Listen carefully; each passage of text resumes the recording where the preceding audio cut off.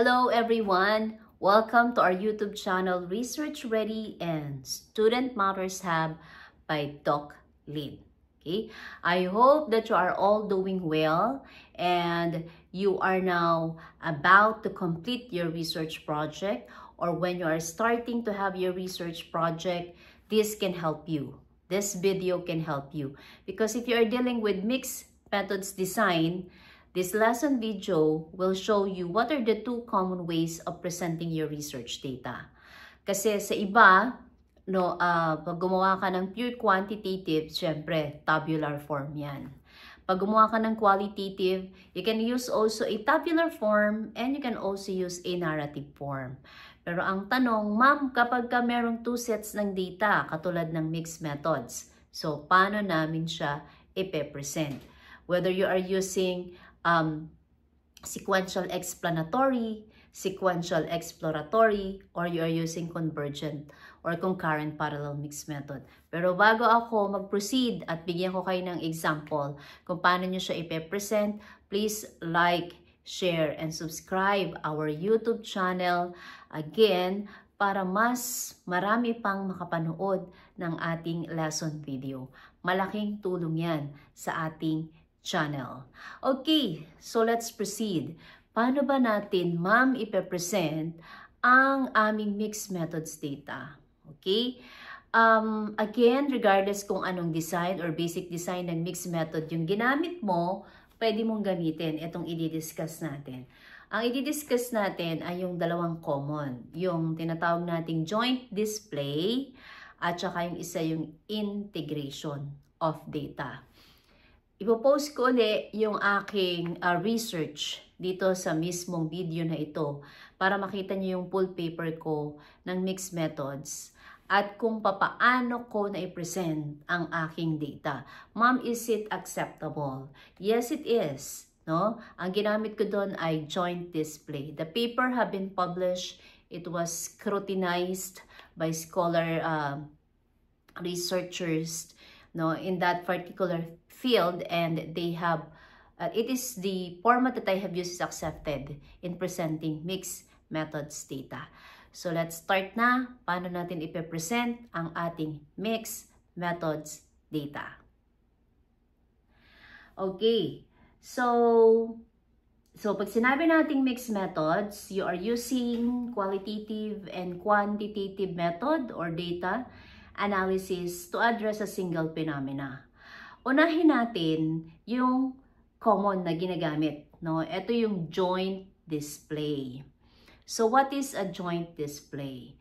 It is a combined presentation that integrates both quantity and qualitative findings into a single visual format. I'll repeat.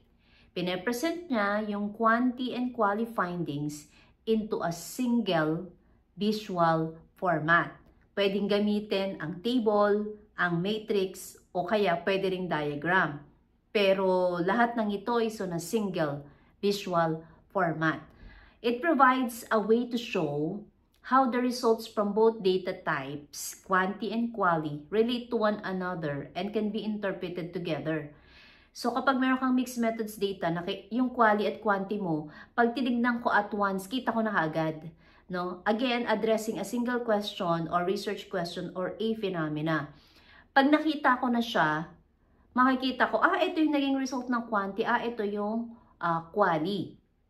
Pero syempre, meron pang karagdagan yan. Bukod sa quali at quanti at i-discuss natin yan. In mixed methods research, yung joint display, very common to. Kasi nakakapag-provide siya ng clearer, more direct synthesis of both sets of findings. Nakakakita ka ngayon ng mas comprehensive insights. This display make it easier to identify where qualitative insights explain, expand, or contrast with quantitative results. Paano ba siya gawin, ma'am? First thing you have to do is to create a table or matrix. Yun ang pwede mong gawin.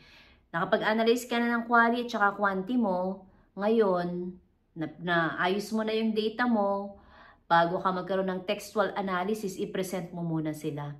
Mag-create ka ng table o kaya matrix.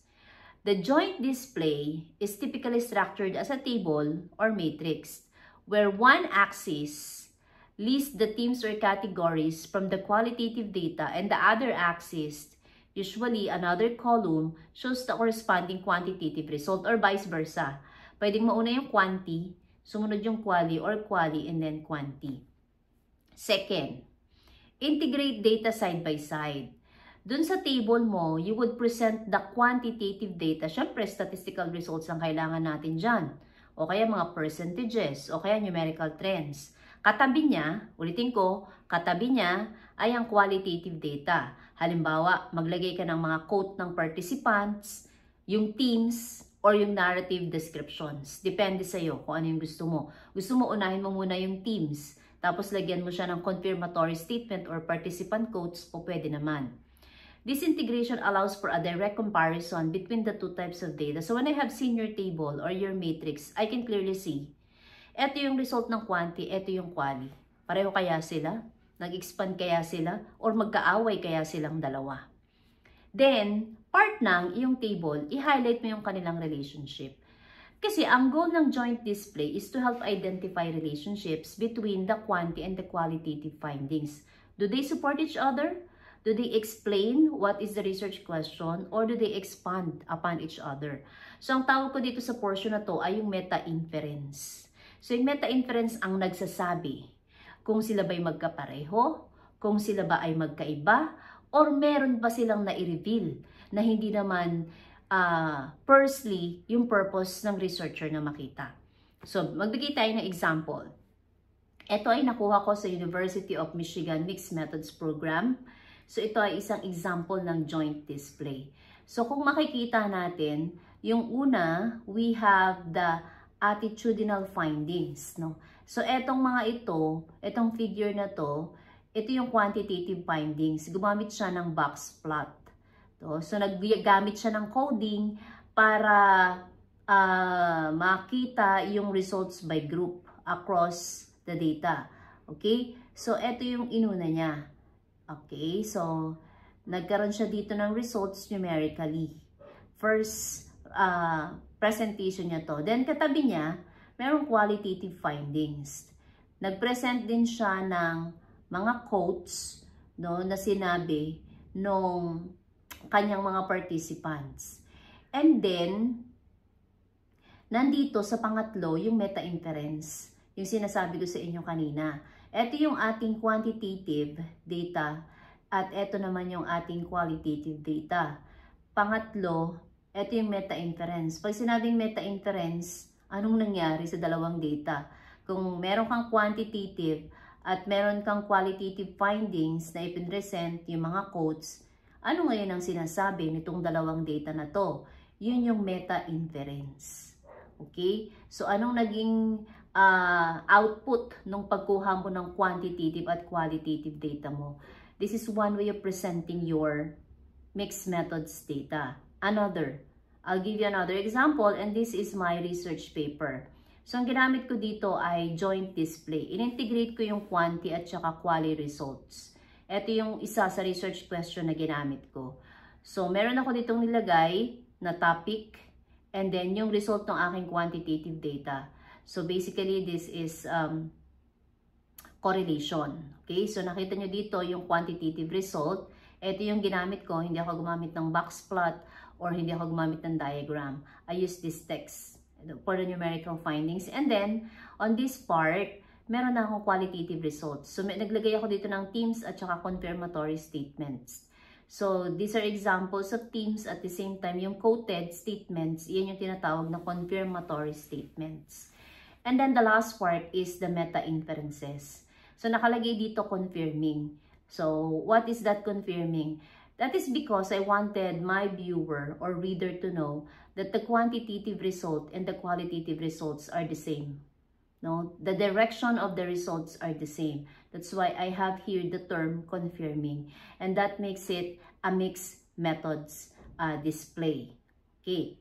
Now, ano ba yung mga benefits ng joint display? Given the example. First, integration of data types. Unlike nagpe-present lang tayo ng data Unlike simply presenting data side by side in separate section, yung joint display kasi it integrates both data types in one view.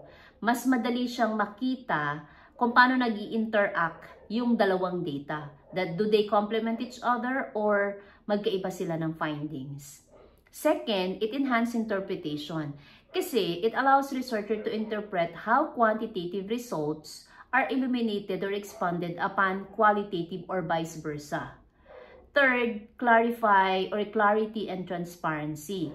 By visually combining both types of data, joint displays can clarify how numerical trends and descriptive insights are linked.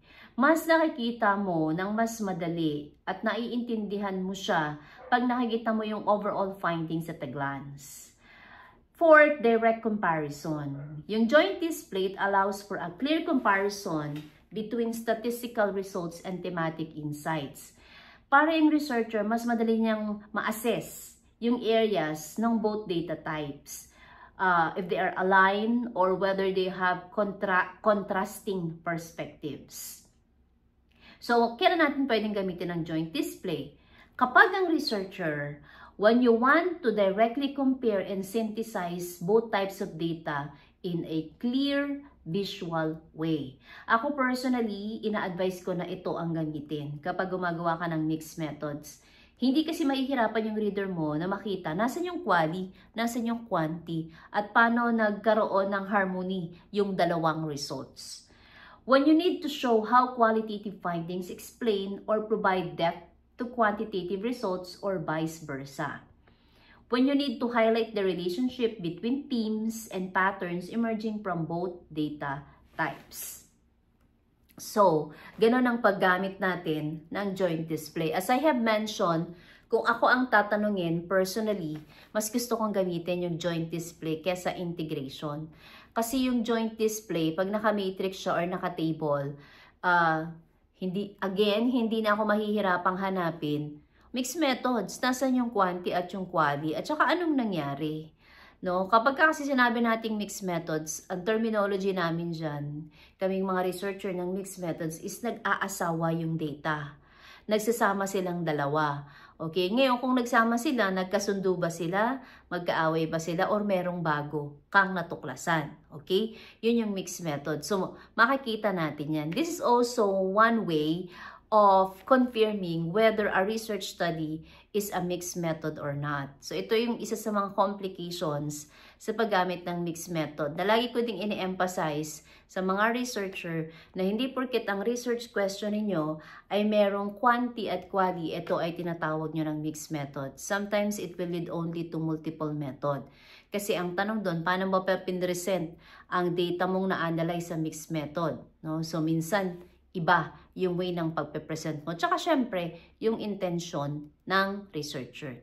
Now, aside from joint display, ano pa yung pwede nating ibigay na example? Okay, another is the integrated presentation.